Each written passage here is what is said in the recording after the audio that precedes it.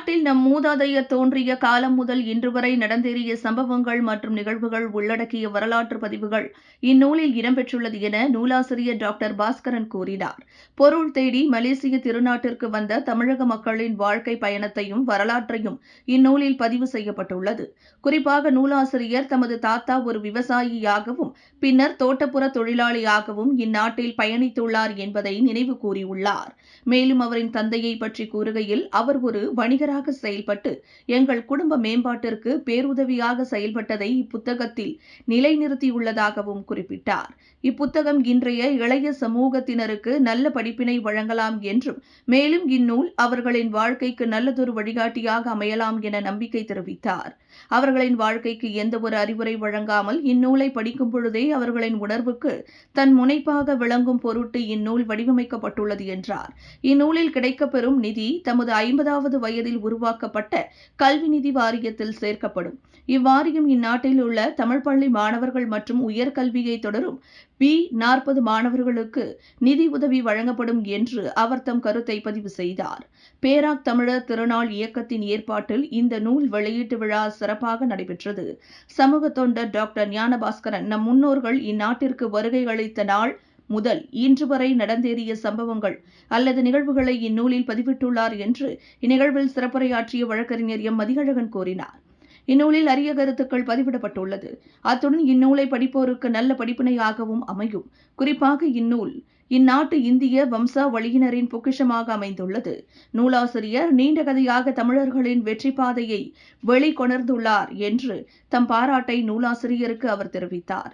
இந்நிகழ்வின் நிறைவு விழாவில் நூலாசிரியர் டாக்டர் ஞானபாஸ்கரனிடமிருந்து வருகையாளர்கள் நூலை பெற்றுக் கொண்டனர்.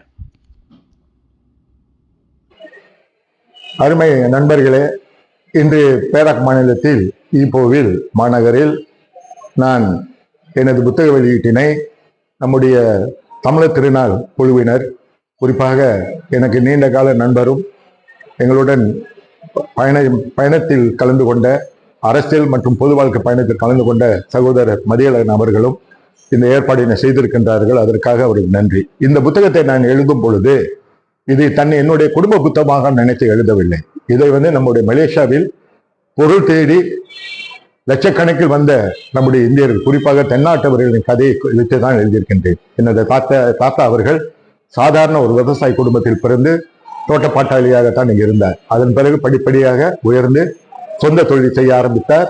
அதன் பிறகு வந்த தந்தையார் அவர் படிக்காத மேதையாக நாடு முழுவதும் பெயர் பெற்ற அளவிற்கு இருந்த நடேசன் செட்டியார் அவர்கள்.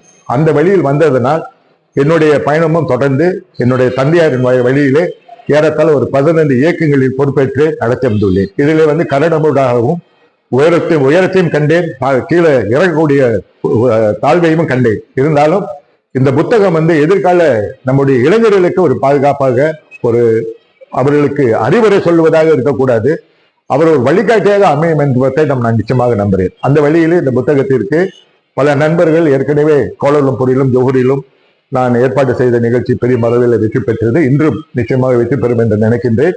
தொடர்ந்து சில இடங்களில் புத்தக வெளியீடு நடைபெறும். இந்த வருமானம் அனைத்தும் 25 ஆண்டுகள் முன்பாக எனது 60வது மன்னிக்க வேண்டும், 50வது பிறந்த நாளில் நான் ஒரு ஜோஹர் பார்விலே ஒரு மலேசிய இந்திய கல்வி நிதி வாரியம் ஒன்று துவக்கியிருந்தேன்.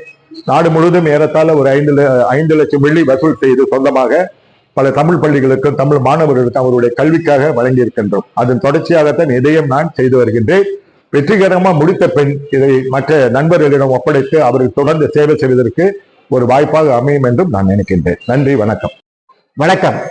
இன்று 4:30 மணி அளவில் இங்கே பேராமணத்தில் ஈப்போ மாநகரில கல்லுமலை கோயிலுக்கு நேரெதிராக உள்ள மலையாளி சங்க மன்றத்தில் நாடறிந்த சமூக தொண்டர் டத்தோ டாக்டர் ஞான பாஸ்கரன் அவர்களுடைய சகாப்தம் கண்ட வரலாறு கண்ட சகாப்தம் என்ற நூல் வெளியீடு நடைபெற உள்ளது. இந்த நூலில் அவருடைய மூதாதையர் தோன்றி அவர் வரைக்கும் உள்ள வாழ்க்கை வரலாறு, இது வெறும் ஒரு கதை அல்ல, இது ஒரு நீண்ட தமிழர்களுடைய ஒரு வெற்றிகரமான பயண பாதை. ஆக இந்த புத்தகத்தின் வழியாக நமக்கு பெரிய அரிய கருத்துக்களும் பாடங்களும் நமக்கு அறிவுரைகளும் இந்த புத்தகத்தின் வழி கிடைக்கிறது. ஆக இந்த புத்தகத்தை படிப்பது என்பது என்னை பொறுத்த வரைக்கும் பெரிய ஒரு அரிய பொக்கிஷமாக திகழ்கிறது. ஆக இந்த நூலை படித்து நாம் பயன்பெற வேண்டும் என்று நான் கேட்டுக்கொள்கிறேன். நன்றி, வணக்கம்.